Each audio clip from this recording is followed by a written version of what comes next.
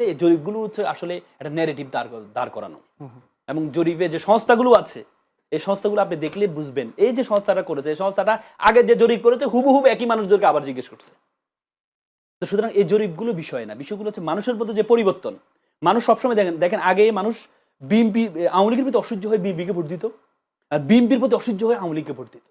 মানে 5 বছর বিএনপি চালাইছে অসহ্য হয়ে বলছে অপশন কি অনলি আওয়ামী লীগকে ভোট দিত। আওয়ামী লীগকে 5 বছর চালাইছে অসহ্য হয়ে অপশন কি বিএনপিকে ভোট দিত। বর্তমানে সাধারণ মানুষ বিএনপির প্রতি অসহ্য হয়ে অপশন আছে জামাতকে ভোট দিবে। কি রে ভাই আপনি কি বলেন? ক্ষমতায় যাওয়ার আগে তাদের 7-8 হাজার শুধু চাঁদাবাদির জন্য বহিষ্কার করছে। ক্ষমতায় যাওয়ার আগে 5,887 কোটি টাকা ঋণ খেলাপি। যারা চোরদেরকে আপনি এমপিতে হওয়ার জন্য আপনি পাঠাচ্ছেন, চোরদেরকে যারা ক্ষমতা আসার আগে চুরি করে ফেলছে 6,000 কোটি টাকা।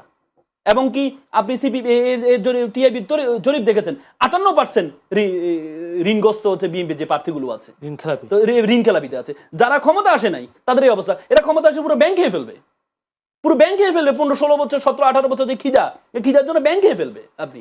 তো মানুষ অসহ্য হবে না, সে অসহ্য হয়ে মানুষ অল্টারনেটিভ হিসাবে কিছু মানুষ জামাতকে পছন্দ করে ভোট দিবে, আর কিছু মানুষ বিএনপির প্রতি অসহ্য হয়ে অল্টারনেটিভ হিসাবে জামাতকে ভোট দিবে। তো সুতরাং এটা কি হবে